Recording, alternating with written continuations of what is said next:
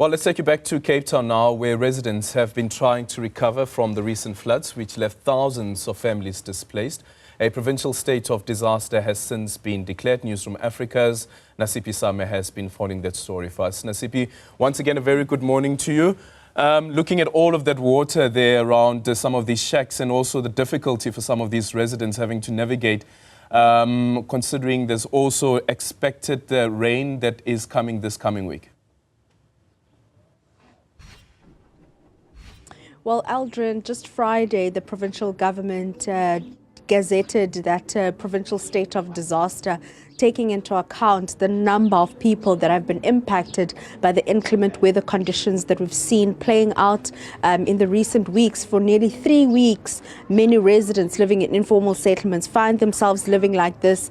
Many saying that as much as they're grappling with the aftermath, some are also preparing themselves for tomorrow's heavy downpours. And as you can see, a number of residents have put a number of bricks here as they make their way into their homes. The ground remains waterlogged.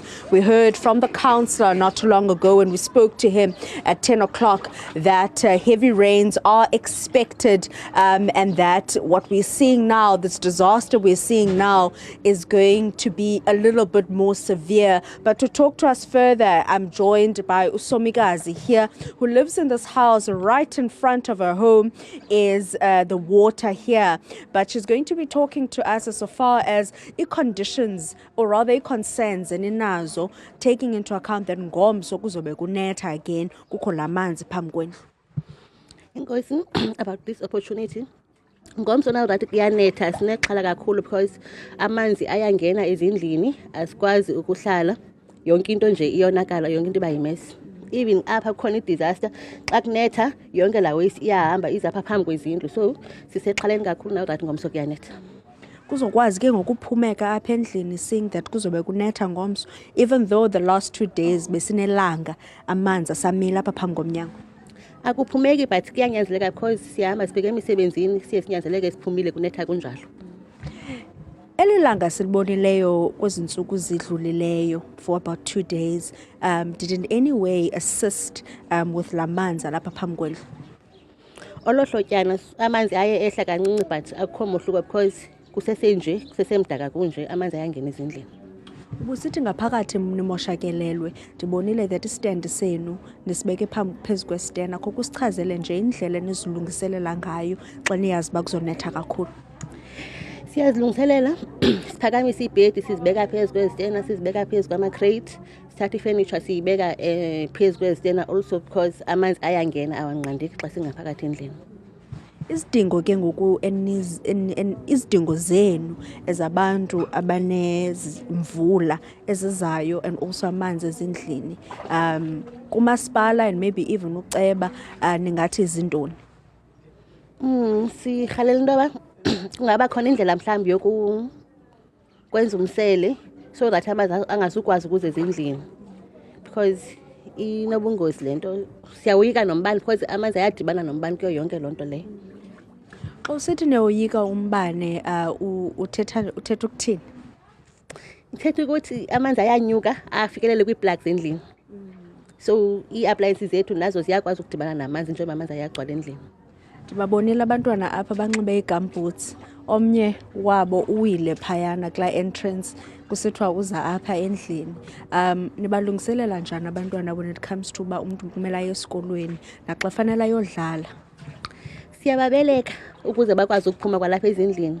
Then ke xa bebuya bahlala ezindlini abakwazi ukudlala abantwana because amanzi maninzi, so angabalimaza ke ngokubatsarho. Ento.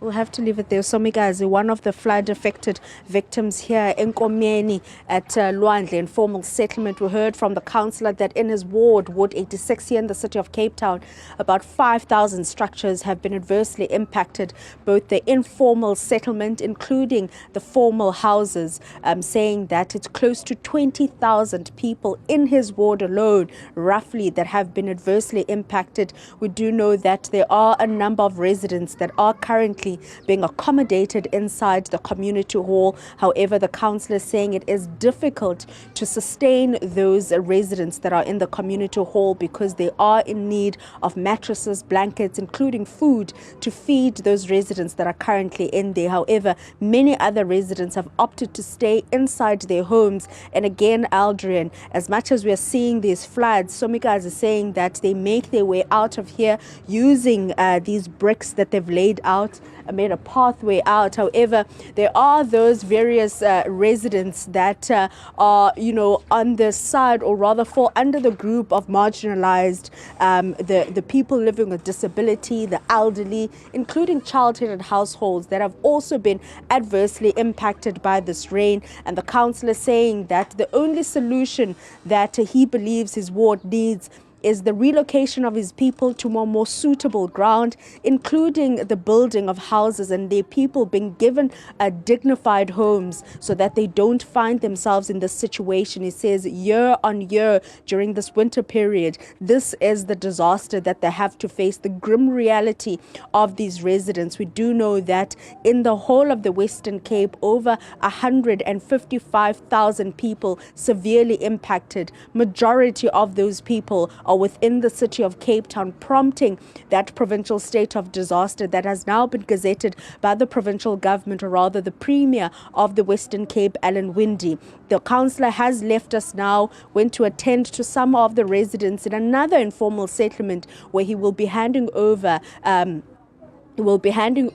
sails that they can put over their homes and plastics to cover their homes as they brace themselves for more heavy downpours coming into this week. Yeah. And the difficulty with some situations like these when a natural disaster strikes with evacuation efforts is that some residents essentially refusing to leave their assets behind because they fear that they may be stolen. Indeed, Aldrin.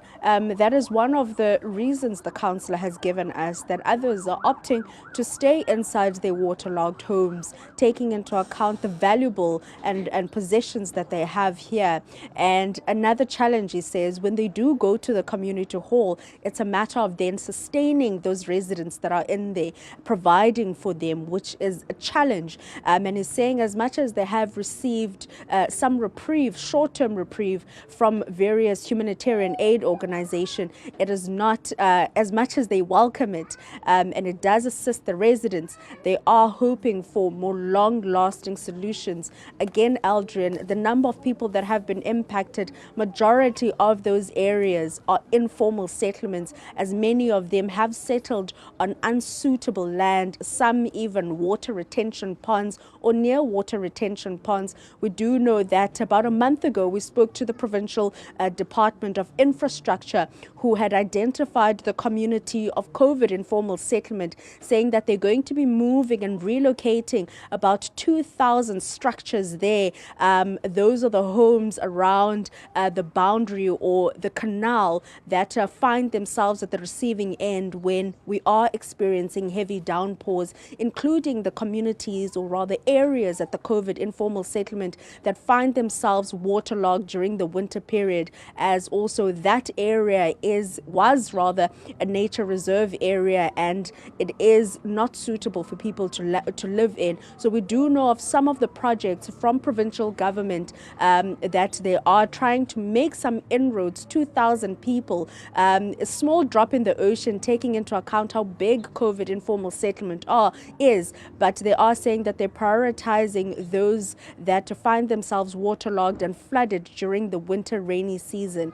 However, for this ward that we are in, the councillor is saying and calling on for local government, provincial government and national government to relocate those that have been impacted by the inclement weather conditions, and also to provide dignified houses so that people don't find themselves in this situation every winter season rather.